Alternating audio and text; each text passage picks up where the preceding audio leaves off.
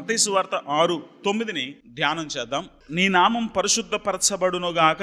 నీ నామము అనగానే దేవుణ్ణి మన మదిలో జ్ఞాపకం చేసుకుంటాం. నామము అంటే దేవుడే. ఆ విషయం కూడా మీకు ఒక 4 రిఫరెన్స్ల ద్వారా చూపించాను. సో దేవుడి ప్రధానమైన లక్షణం పరిశుద్ధత గనక యేసుప్రభు వారు నీ నామం పరిశుద్ధపరచబడునుగాక అని నేర్పించారు. ఆయన నామం పవిత్రమైనదిగా ఎంచాలి అని లేఖనాల్లో కూడా ఎన్నో మార్లు ప్రస్తావించబడింది. నామము అన్న ప్రతి సందర్భంలోనూ కూడా పరిశుద్ధత అనేది అనివార్యంగా జత చేయబడిన పదంగా మనం దేవుని వాక్యంలో గమనిస్తున్నాం. దేవుడు తన నామం అవమానపరచబడడం భరించలేడు. తన గురించిన తప్పుడు అవగాహన ప్రజల్లో ఉండడం భరించలేడు. ఇశ్రాయేలు పాపం చేయడం వలన వీళ్ళ దేవుడు ఇంత చేతకాని వాడురా అనే విధంగా వాళ్ళ జీవితాలు మారినప్పుడు దేవుడు ఇశ్రాయేలును శిక్షించి, ఇశ్రాయేలు దేవుడి పట్ల తప్పుడు అభిప్రాయం కలిగినటువంటి మిగతా దేశస్తులను కూడా దేవుడు శిక్షించి తను ఎంత గొప్పవాడో నిరూపించుకున్నాడు. కాబట్టి మనం పరిశుద్ధపరచాలి, లేకపోతే దేవుడు తన నామాన్ని తాను పరిశుద్ధపరచుకుంటాడు. తన మహిమను ఆయన ఎక్కడ తగ్గించుకోడు అనే భావంతో నామము అనే ధ్యానాన్ని నేను కన్క్లూడ్ చేశాను. కానీ ఇందులో ఇంకా అనేక సత్యాలు ఉన్నాయి. అవి చూసుకుంటూ ముందుకు వెళదాం. ఎందుకంటే అక్కడ ఉన్న ప్రార్థన ఏంటంటే పరలోకమందున్న మా తండ్రి. పరలోకం ఎక్కడుంది? తండ్రి ఎందుకు అన్నారు? మా అని ఎందుకు అన్నారు? పరిశుద్ధపరచబడునుగాక అంటే అర్థం ఏంటి? ఇలా మనం చూసుకుంటూ వెళ్ళాం. నీ నామము, ఆ నామము అనేటువంటి దానికి ఉన్న ఆ గొప్పతనాన్ని మనం ధ్యానించడానికి ప్రయత్నం చేద్దాం. నామము అనేటువంటి దాన్ని గ్రీక్ లో ఒనోమా అన్నారు. అంటే ఒక వ్యక్తి లేక వస్తువు యొక్క పేరు అని భావించవచ్చు అని చెప్పారు. ప్రాచీన కాలంలో ఒక పేరునకు ఉన్నటువంటి ప్రాధాన్యత ఈ ఆధునిక ప్రపంచంలో కనపడడం లేదు. శాంతి అని పేరుంటది, ఆవిడంత గయ్యాలి మరి ఇంకొకరు ఉండరు. ప్రేమ్ కుమార్ అని ఉంటది, ఆడంత దుర్మార్గుడు ఉండడు. అంటే పేరుకి జీవితానికి సంబంధం లేదు. కానీ పూర్వకాలం అలా ఉండేది కాదు. ఆ పేరు వాళ్ళ జీవితాలని ప్రతిబింబించేది. ఒక విధంగా తెలుగు కల్చర్ ని లేక ఇండియన్ కల్చర్ ని కొంచెం పక్కన పెడితే పాత నిబంధన లేక కొత్త నిబంధన కాలంలో కూడా బైబిల్ వ్రాయబడినటువంటి కాలంలో నామము అంటే అది వాళ్ళ జీవితానికి ప్రతిబింబంగా ఉండేది. ఇప్పుడు మోషే అని పేరు పెట్టారు. మోషే అని ఎందుకు పెట్టారు? మోషే అనే మాటకి అర్థం తెలుసా? నీటిలో నుండి తీయబడినవాడు. మోషే అనేది హీబ్రూ పదం కాదు. మోషే అనేది ఐగుప్తీయుల భాష, వాళ్ళ పదం అన్నమాట. మోషే అని ఎవరు పేరు పెట్టారు? మోషేకి ఫరో కుమార్తె పెట్టింది. అమ్రాము యాకోబులు పెట్టలే. మోషే అనే పేరు పెట్టింది ఐగుప్తీయురాలు. ఎందుకు ఆ పేరు పెట్టింది? ఆ పేరు మనం వినగానే ఒక చరిత్ర గుర్తొస్తుంది. ఓహో, ఆ రోజుల్లో పుట్టిన మగపిల్లని చంపేయమన్నారు. చంపేయమంటే అమ్రాము యాకోబులు ఆ బిడ్డను రహస్యంగా పెంచలేక ఒక జమ్ము పెట్టి చేసి అందులో ఆ బిడ్డను పడుకోబెట్టి నైల్ నదిలో వదిలేరు. అక్కడ కాపలా కాయడానికి వాళ్ళ అక్క మిరియామును వదిలేరు. అయితే రాణి స్నానం చేయడానికి వచ్చినప్పుడు ఆ నదిలో ఆ జమ్ము పెట్టి చూసి, ఆ జమ్ము పెట్టిలో ఉన్న బిడ్డను చూసి ముచ్చటపడి ఎవరు ఇశ్రాయేలు పాడేసినట్టున్నారు, సరే ఈ బిడ్డ నేను పెంచుకుంటానని ఆ బిడ్డని అక్కడి నుంచి తీసుకువెళ్ళింది. వాళ్ళకు నైల్ నది అంటే దేవత, మన గంగమ్మలాగా వాళ్ళకి నైలు దేవత. కాబట్టి గంగమ్మ నాకు ఇచ్చింది అన్నప్పుడు మన వాళ్ళు ఏం పేరు పెట్టుకునేవారు? గంగమ్మ, గంగమ్మ తల్లి. అలాగే వాళ్ళు కూడా ఆ నైల్ నుంచి తీశారు గనక నైల్ నది నాకు ఇచ్చింది అనే పేరున లేక ఆ భావం వచ్చేటట్టు మోషే అని పేరు పెట్టారు. కాబట్టి ఆ పేరు అతని చరిత్రను తెలియజేస్తుంది, ఆ పేరు అతని వ్యక్తిత్వాన్ని తెలియజేస్తుంది, ఆ పేరు అతని ఐడెంటిటీ, అతను ఎవరో అనేది వెంటనే మన స్పృహలోనికి తీసుకొస్తుంది. కాబట్టి యూదులు లేక ఆ మధ్య ప్రాచ్య ప్రాంతంలో ఉండేటువంటి వాళ్ళు ఒక వ్యక్తి జీవితాన్ని ప్రతిబింబించే విధంగా పేర్లు పెట్టేవారు. మీరు మొదటి సమూయేలు గ్రంథంలో చదివినప్పుడు హొఫ్ని, ఫీనెహాసు అనేటువంటి వాళ్ళు యుద్ధంలో చచ్చిపోయారు. ఫీనెహాసు అనేవాడు ఆ యుద్ధంలో చచ్చిపోయాడనే వార్త అతని భార్య విని వెంటనే ఆమెకి పురుటి నొప్పులు తగిలి బిడ్డను ప్రసవించబోయింది. ఆ బిడ్డను ప్రసవించేటప్పుడు చాలా వేదనతో, చాలా కన్నీటితో, చాలా ఆవేదనలో కంటుంది కనుక ఆ టెన్షన్ కి ఆవిడ చచ్చిపోయే పరిస్థితికి వెళ్ళింది. ఆ టైంలో ఆవిడ ఏమన్నదంటే ఈ పిల్లోడి పేరు ఈకాబోదు అని పెట్టండి అంది. ఎందుకు ఈకాబోదు అని పెట్టారు ఆ పిల్లడికి? ఆ రోజున మందసం ఇశ్రాయేల్లో నుంచి ఎత్తుకొని పోబడింది. మందసం ఉన్నప్పుడు దేవుడు మా దగ్గర ఉన్నాడనే భావన వాళ్ళకు ఉండేది. కాబట్టి దేవుడే వెళ్ళిపోయాడు, మహిమ వెళ్ళిపోయింది అని చెప్పి ఆ పిల్లడికి ఏం పేరు పెట్టారు? ఈకాబోదు అని పెట్టారు. కాబట్టి ఈకాబోదు అనే పేరు వినగానే మనకి ఏం గుర్తొస్తుంది? ఆ రోజున ఇలా జరిగింది. కాబట్టి ఆ పేరు వాళ్ళ జీవితాన్ని ప్రదర్శించే విధంగా ఉంటాయి అనమాట. అలాగే ప్రతి పేరు, పాత నిబంధన కొత్త నిబంధనలు ఉండే ప్రతి పేరు దాని వెనకాల ఒక చరిత్ర ఉంటుంది. యోధా అని ఎందుకు పెట్టింది? తనకు పిల్లలు పుట్టట్లేదు, దేవుడు దానికి బిడ్డనిచ్చాడు. దేవానికి స్తోత్రం, నిన్ను ఆరాధించడానికి నాకు అవకాశం ఇచ్చావు, ఇన్నాళ్ళకి నా అవమానం తొలగించావు, నాకెంతో సంతోషం కలిగించావని దేవుడికి స్తుతి అని అర్థం వచ్చేటట్టు యోధా అని పేరు పెట్టింది. ఇస్సాకు అని ఎందుకు పేరు పెట్టారు? ఆవిడ చాలా కాలం పిల్లలు లేరు. దేవుడు చెప్పాడు, ఇదిగో నీకు బిడ్డనిస్తాను అని. ఈ చెప్పినట్టుగానే దేవుడు వృద్ధాప్యంలో తనకు బిడ్డనిచ్చాడు. ఈ ముసలిదానికి బిడ్డ ఏంట్రా అని నవ్వుతున్నారు. నాకు కూడా సంతోషంతో నాకు నవ్వొచ్చేటట్టుగా దేవుడు చేశాడు. నేను పిల్లల్ని కన్నానా, ముసలిదాన్ని నేను పాలిస్తున్నానా అని నవ్వుకునేటట్టు చేశాడు. కాబట్టి ఇస్సాకు అంటే నవ్వు అని పేరెట్టింది. ఇలాగ నేను చెప్పుకుంటూ పోతే ఎన్నో చెప్పొచ్చు బైబిల్ నుంచి. ప్రతి పేరుకి ఒక అర్థం, ఒక భావం, దాని వెనకాల ఒక చరిత్ర ఉంటుంది. కాబట్టి నామము అన్నప్పుడు వెంటనే మనకి ఆ వ్యక్తి మన మనసులోకి వస్తాడు కదా. అలాగే నామము అన్నప్పుడు చూడండి, దీన్ని మైక్ అని అనుకుంటాం. మైక్ ఉందా అనగానే మన మైండ్ లో ఏం మెదులుతుంది? ఇటుక ఉందా అని అనుకోం. ఇటుక అంటే కన్స్ట్రక్షన్ వాడేది, మైక్ అంటే చర్చిలో పెట్టేది కదా. పేరును బట్టి దాన్ని మనం గుర్తుపడతాం. మనకి ఒక పేరు చెప్పగానే వెంటనే అది స్ట్రైక్ అవుతుంది కదా. ఆ ప్లేస్ స్ట్రైక్ అవుతుంది, అలాగే ఆ దేనికి ఉపయోగపడుతుందో కూడా స్ట్రైక్. రగ్గి పెడతారా అనగానే మనకి మైండ్ లో ఏమవుతుంది? స్టవ్ వెలిగించాలేమో. కాబట్టి ఆ పేరు వెంటనే ఆ పదార్థాన్ని, అది ఉండే ప్రదేశాన్ని, దాని వల్ల ఉన్న ప్రయోజనాన్ని మన మైండ్ లోకి వెంటనే తెచ్చేస్తుంది. అవునా కదా?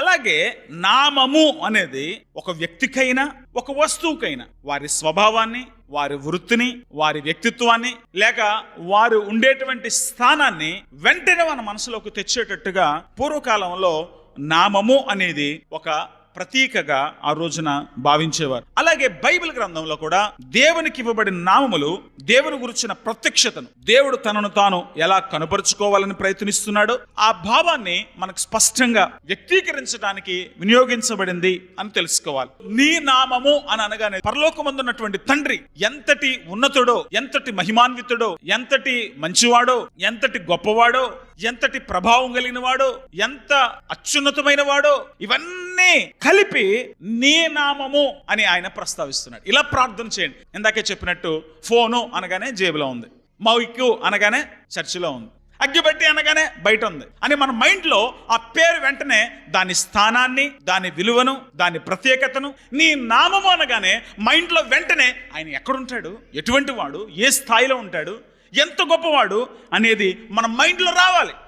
అప్పుడు నీ నామం పరిశుద్ధపరచబడిన గారు ప్రభా, నువ్వు మహిమ పొందాలి, నువ్వు ఘనపరచబడాలి, నువ్వు ప్రత్యేకంగా ఎంచబడాలి అని గనక ఒక క్రైస్తవుడు దేవునికి విలువనివ్వగలిగితే, దేవుని గౌరవించగలిగితే, దేవునికి ఆ ప్రత్యేకత ఇవ్వగలిగితే, చుట్టూ ఉన్న ప్రజల దృష్టిలో అమ్మ వీళ్ళ దేవుడు చాలా గొప్పడురా అనే భావన కలుగుతుంది. మనం ఇష్టం వచ్చినట్టు వాడేస్తాం. ఏసయ్యానికి స్తోత్రమైన, ఏసయ్య ఎంత పని చేసావు ఏసయ్య, ఏసయ్య ఇదేంటి ఏసయ్య, ఏం చేశాడమ్మ ఏసయ్య మాకు అని వాడేస్తున్నారు కదా. వాళ్ళు కూడా ఆ ఏసు మనకెందుకులే అనుకుంటాం. మనం ఎంత జాగ్రత్తగా మనం ఆ పేరు ఉచ్చరించాలి అంటే, ఆ పేరు రాగానే నీ మైండ్లో ఆయన ఎంత ఉన్నతుడో, ఆయన ఎక్కడుంటాడో, నువ్వు ఎటువంటి వాడవో, ఆయన ఎంత ప్రత్యేకమైన వాడో, ఇవన్నీ నీ మదిలో మెదలాలి. యేసుప్రభువు ఏం చెప్తున్నాడు? నీ నామము పరిశుద్ధం. ఎప్పుడు కూడా ఆయన నామం ఉన్నతంగానే నువ్వు వెంచడం నేర్చుకో అనేది అందులో ఉంది. సామెతల గ్రంథం 18వ అధ్యాయం 10వ వచనం, యెహోవా నామము బలమైన దుర్గము, నీతిమంతుడు అందులోనికి పరిగెత్తి సురక్షితంగా ఉండును. ఇప్పుడు నామము అంటే ఒక ప్రాకారము కాదు, నామము అంటే ఒక ప్రదేశం కాదు, నామము అంటే దేవుని సార్వభౌమత్వం. దేవుడు నీ మైండ్లో రావాలి. అంటే దేవుని నామము ఒక అగ్ని స్తంభముగా, బలమైన ప్రాకారంగా ఈ భూమి మీద నివసించేటువంటి వ్యక్తిని కాపాడుతుంది, సంరక్షిస్తుంది అనేటువంటి భావన అందులో ఉంది. దేవుని నామములను గురించి మనం అధ్యయనం చేసే కొద్దీ ఆ అవగాహన మనకు ఆధ్యాత్మికమైనటువంటి ప్రాకారంగా ఏర్పడుతుంది. దేవుని పేరు ఉచ్చరించగానే నీకు దేవుని మహాత్మ్యము నీ మనసులో మెదలాలి. ఆ పేరు ఇంత ఉన్నతుడు కదా, ఇంత బలవంతుడు కదా, ఇంత శక్తిమంతుడు కదా, ఇంత తేజస్సు కలిగిన వాడు కదా, ఇటువంటి దేవుడు కదా నేను ప్రార్థన చేస్తున్నాను, ఇటువంటి దేవుడు కదా నాకు సహాయం చేస్తానన్నాడు, ఇటువంటి దేవుడు కదా నాకు తోడుగా ఉంటానన్నాడు అనే భావం నీ మైండ్లో మెదలాలి. అది నీకు భద్రతనిస్తుంది. యెహోవాను నామం బలమైన దుర్గం అంటే పేరు కాదు, ఆ పేరు వెనకాల ఉన్నటువంటి విశ్వాసం, ఆ పేరు వెనకాల ఉన్నటువంటి అవగాహన, ఆ పేరు వెనకాల ఉన్నటువంటి ఆలోచన, ఆ పేరు వెనకాల ఉన్నటువంటి ఆధ్యాత్మిక సత్యం నీకు ప్రాకారముగా, కోటగా, అగ్ని స్తంభముగా నిన్ను భద్రపరుస్తుంది. దేవుని నామం నిజముగానే బలమైన దుర్గం. దేవుని నామం దేవుని ప్రత్యక్షతను, దేవుని ప్రజలతో ఆయనకుండే సంబంధమును, ఆయన సన్నిధానమును మనకు ప్రత్యక్షపరుస్తుంది. మనం దేవుని నామమును భరిస్తున్న ప్రజలం. అందుకే మనల్ని ఏమంటారంటే క్రైస్తవులు అంటారు. క్రైస్తవులు అంటే క్రీస్తు నామాన్ని భరిస్తున్నాం మనం. అప్పుడే క్రీస్తు నామానికి అవమానం కలిగేటట్టుగా మనం బ్రతకూడదు. క్రైస్తవులు అంటే ఆ పేరును బట్టి ప్రజలందరూ కూడా గౌరవించేటట్టుగా మన జీవితం ఉండాలి. వీళ్ళ క్రైస్తవులే కానివ్వండి, వీళ్ళకంటే క్రూరులు లేరు, వీళ్ళ క్రైస్తవులే కానండి వీళ్ళకంటే దుర్మార్గులు లేరు అని క్రీస్తుకు అవమానం కలిగించేటట్టుగా మనం ప్రవర్తించకూడదు. కాబట్టి మన జీవితాల ద్వారా, మన యొక్క ప్రవర్తన ద్వారా, మన సంబంధాల ద్వారా మనం దేవుడికి మహిమను తీసుకురావాలి అనే భావన ఇక్కడ ఉంది. దేవుని నామములకు ఉన్న ప్రత్యేకత అర్థం చేసుకునే కొద్దీ ఇప్పుడు క్రీస్తు అనగానే ఆయన మన కొరకు బలి అయినటువంటి వ్యక్తి అనే భావన వెంటనే వస్తుంది. యెహోవా అనే నామం చెప్పగానే అబ్బో అగ్ని మధ్యన ప్రత్యక్షమైనటువంటి దేవుడు అనే భావన మన మనసులో వస్తుంది. అలాగే బైబిల్ గ్రంథంలో దేవుడి నామములను గనక మనం అధ్యయనం చేసే కొద్దీ దేవుడి గురించిన స్పృహ, దేవుడి గురించిన అవగాహన, దేవుని గురించిన ఆరాధన మనలో అధికమవ్వాలి. అలాగే దేవుడు నాతో ఉన్నాడనే ధైర్యం కూడా మనలో కలగాలి. నాథన్ స్టోన్ అనేటువంటి ఆయన దేవుని నామముల గురించిన అద్భుతమైనటువంటి అధ్యయనాలతో కూడా ఒక పుస్తకం రాశాడు. అందులో భలే రాసుకుంటూ వస్తాడు ఆయన. పాత నిబంధనలో నామము అనేది ఒక వ్యక్తి యొక్క విభిన్న తత్వానికి ప్రతీకగా నిలుస్తుంది. అటువంటప్పుడు దేవుని మహాత్యమును వివరించడానికి ఒక్క నామం సరిపోతుందా అంటున్నాడు. మన దేవుని మహాత్యాన్ని వివరించడానికి ఒక పేరు సరిపోద్దా? దేవుడు అండి దహించు అగ్ని అన్నాడు. ఎప్పుడు కాలుతానే ఉంటాడా? యేసు ప్రభు ఇంకో పేరు పరిచయం చేశాడు, దేవుడు ప్రేమమయుడు. ఆయన ప్రేమమయుడు మాత్రమేనా? ఆది కాండం 1:1 ఏముంది అక్కడ? ఆది యందు దేవుడు భూమి ఆకాశములను సృజించాడు. అక్కడ దేవుడు అన్నప్పుడు హీబ్రూ భాషలో ఎలోయిం అని రాశారు. ఎలోయిం అనేటువంటి పదం బైబిల్ గ్రంథంలో 2750 సార్. ఇంకంతకంటే ఎక్కువగా లెక్కలేని విధంగా ఉన్నటువంటి పేరు ఇంకోటి ఉంది. ఏంటో తెలుసది? యెహోవా అని ఉంది, ప్రభు అని ఉంది. మరి ఇప్పుడు ఏ పేరుని పిలవాలండి? నామం అంటే ఏసై ఇంత కన్ఫ్యూషన్ చేసేస్తావేంటేసయ్య? నామం అంటే ఏం దృష్టిలో పెట్టుకుంటావు? ఉన్నవాడు అనువాడు అనమంటావా? యెహోవా అనమంటావా? ఎలోయిం అనమంటావా? ఎల్ షదాయ్ అనమంటావా? ఇంకా ఎన్ని పేర్లు ఉన్నాయి? ఆది కాండం 22వ అధ్యాయంలో నీ బిడ్డను బలిచ్చేయి అని దేవుడు అన్నప్పుడు ఆ బిడ్డను తీసుకుని మోరియా పర్వతం ఎక్కేశాడు. దేవుడు మాట్లాడుండకపోతే ఒక క్షణం లేసేదాడు ఇస్సాకు. కానీ దేవుడు అన్నాడు, నువ్వు చంపక్కర్లే, అసలు నువ్వు నన్ను నమ్ముతున్నావో లేదో, నా కోసం ఎంతగానే తెగిస్తావో లేదో నేను తెలుసుకోవాలి. ఎందుకంటే నీ ద్వారా నేను అనేక మంది సంతానాన్ని పుట్టించబోతున్నాను. నాకు విశ్వాసాల సమూహం కావాలి. కాబట్టి స్టార్టింగ్ నువ్వు ఎలాగున్నావో తెలుసుకోవడానికి ఇక్కడ దాకా రప్పించాను. నువ్వు బానే ఉన్నావు, నువ్వేం బలివక్కర్లే, నేనే బలి ద్రవ్యాన్ని ఎక్కిస్తాను. అక్కడ దేవుడికి ఏం పేరు పెట్టాడు తెలుసా? యెహోవా ఈరే. దేవుడు చూచుకుంటాడు, దేవుడిస్తాడు. హాగరుకు ప్రత్యక్షమైనప్పుడు ఏమని పేరు పెట్టింది ఆవిడ? ఎల్ రోయి, చూచుచున్న దేవుడు. సో దేవుడు తన పేరు గురించి రకరకాలుగా బైబిల్లో ఎందుకుంది. ఎలోయిం అనే మాటకు అర్థం సృష్టికర్త. ఎలియోన్ అనే మాటకున్నటువంటి అర్థం సార్వభౌముడైన దేవుడు. ఎలోయిం అనగానే దేవుడికి సృష్టించే లక్షణం ఉందబ్బా.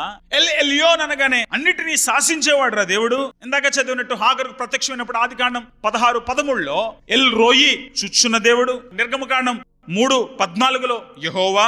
యెషయా గ్రంథం 6:3 యెహోవా సబోత్ అంటే యెషయా గ్రంథం 6:3 ఉంటది, సైన్యములకు అధిపతి. నిర్గమకాండం 31:13 యెహోవా మెకదేష్, పరిశుద్ధ పరిచేటువంటి దేవుడు. నిర్గమకాండం 17:8-16 యెహోవా నిస్సి, ధ్వజముగా ఉండేటువంటి దేవుడు. న్యాయాధిపతుల గ్రంథం 6:24 యెహోవా షాలోమ్, సమాధానకర్త. నిర్గమకాండం 15:26 యెహోవా రాఫా. 23వ కీర్తనలో కాపరి అయినటువంటి దేవుడు. 121వ కీర్తనలో మాకు సహాయం ఎక్కడి నుండి వచ్చును? యెహోవానే మాకు సహాయం దొరుకును అన్నప్పుడు సహాయం చేసే దేవుడు యెహోవా ఎజెర్.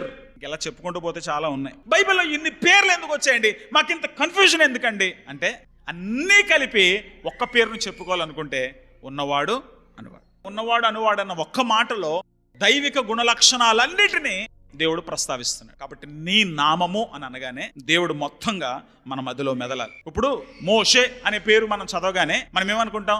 నైల్ నదిలోంచి బయటికి తీశారు, ఇశ్రాయేలును ఐగుప్తు దేశంలోంచి బయటికి తీసుకొచ్చాడు, అంతే జరిగింది అనుకుంటున్నారా? ఎన్ని లక్షణాలు ఉన్నాయో తెలుసా మోషేలో?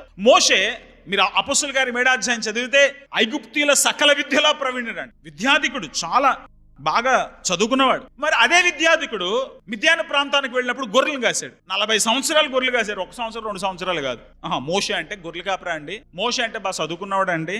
కాదు, ఇంకా చాలా లక్షణాలు ఉన్నాయి. నాయకుడు, ఇశ్రాయేలును 6 లక్షల కాల్బలాన్ని నడిపించాడు, మామూలు నాయకుడు కాదు. మరి వెళ్ళి రాజుతో చక్కగా మాట్లాడి రాజును ఒప్పించగలిగాడంటే రాజనీతిజ్ఞుడు, లెజిస్లేటర్, చక్కగా మాట్లాడగలడు, ప్రజా ప్రతినిధిగా ఉన్నాడు, సైనికునిగా ఉన్నాడు, యుద్ధం చేశాడు మోషే. రాజ్యాధిపతిగా ఉన్నాడు. ఇవన్నీ కాదు, ఇంకో లక్షణం కూడా ఉంది, కోపం చాలా ఎక్కువ. బండని మాట్లాడు అంటే వెళ్ళి బండను కొట్టాడు. కానీ అదే మోషే గురించి సంఖ్యాకాండం 12వ అధ్యాయంలో దేవుడు అంటాడు, మోషే నా ఇల్లంతట్లో నమ్మకమైన వాడు, భూమి మీద ఉన్న మనుషులందరికంటే మిక్కిలి సాత్విక. చాలా విభిన్నమైన లక్షణాలు ఉన్నాయి. కానీ పేరు మనం చదవగానే మనకు అర్థం అవదు, పుట్టుకోవట చేత అర్థం కాదు. మోషే చరిత్ర అంతా చదివితే అబ్బో మోషే నాయకుడండి, ఆ మోషే మంచి కాపరండి, మోషే ప్రవక్త అండి.